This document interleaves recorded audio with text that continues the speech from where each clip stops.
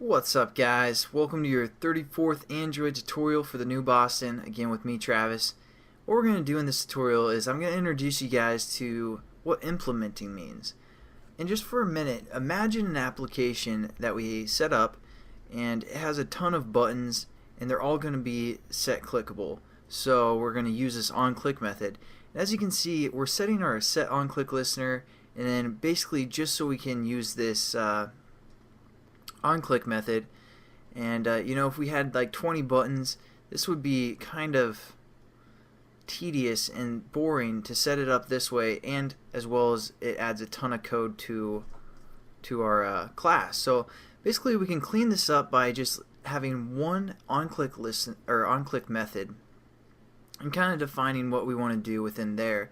So what we're going to do is we're going to scroll up to the top of our class, and it says extends activity. And again, when we extend a class, we can use some of the methods. But what we can also do is we can implement a class. So we're going to say implement, and you do that by saying implements, and then you say the class that we're going to implement.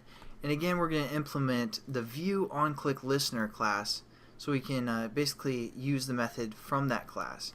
So again, we're just going to say view dot onClick listener. There we go. And basically it's giving us an error because anytime we implement something, we have to use all of the methods from that class. Again, when we extend something, we can use the methods from that class, but when we implement, we have to. So that's why it's giving us an error. So if we hover over a class name, it says add unimplemented methods. We're just going to click that, and then if we scroll down to our bottom, again, just kind of like when we set up a method in the last tutorial, it's going to create a new method for us right below that method, and it's called onClick. Basically, that's the same method as right here. So what we're going to do is we're going to set up a switch in case to determine which button has been pressed. So again, this is just kind of a review on the switch in case, but this is also going to kind of introduce you guys to passing in data. I know we did this with our list view, but when this onClick method is called, it gives us which view was pressed. And again, like a button's a view, a text view is a view, all that stuff's a view. So what we can say is v, because they labeled this view, that's the data that they're giving us. For example, we could also say label it view because that's kind of just like a variable, and then we can reference that variable within these brackets. So we're going to say view and hit dot, and we're going to say get ID. And that's going to give us the ID that we set up in the XML of whatever view was pressed.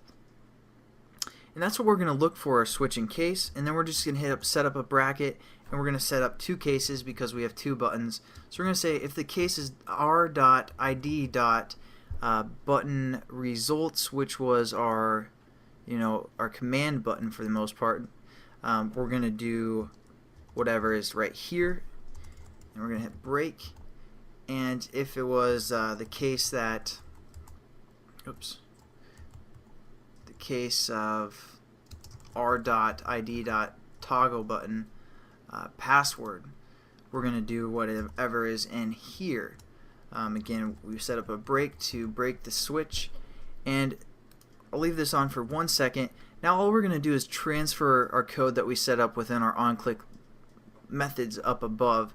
So we have this is our check command, so we're just going to copy whatever we put in within this onClick method.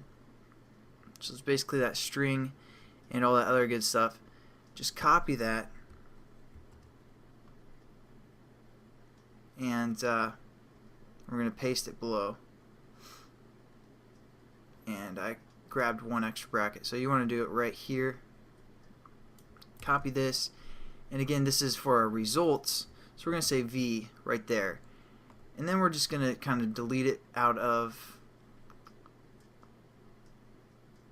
this onClick listener for the most part. And now it's going to pass in some information, and if it's the ID of basically our check command ID, it's going to do basically that onClick method that we just set up there. Then we're also going to do that with this onClick method as well. So we're just going to copy that or cut that and paste it for if our toggle button was pressed. And then we're just going to kind of clean up some of this code. And instead of doing a new view, we're going to just say, because it's looking for a on-click listener, so we can use our on-click method. So now what we can do is we can type this. For the context of our class, this. So it's going to look for through our class and say, hey, we're looking for a view on-click listener, and it's going to be like, oh, we implemented that, and we can use the on-click method. So now this button is going to refer to this on-click method that we set up, and we got that because we implemented it, and then it's going to give us some data for which view was pressed, and if it's the check command ID, it's going to do basically what we set up in our on-click listener before. So again, all we have to do is just type this as well, and look how much cleaner our onCreate method is. Basically, it's only 3 lines of code, and then it refers to either our on-click method or our bacon and eggs method. So that's kind of how Java programming works for the most part. You guys can implement methods, and that way it kind of cleans up the code. And we're just going to check and make sure this works, as always, because it's good to check and check frequently for the most part. So hopefully you guys understood that tutorial for the most part. Again, it's just about implementing for the most part, and when we implement, we have to use all the methods from that class. So this class only has one method, which is called onClick. So again, we're just going to make sure it works by typing WTF, and it looks like it's good. So thanks again for watching, guys. We're going to be kind of implementing some more stuff as we go, but we're going to create a new application in the next tutorial. So thanks again, and have a good day.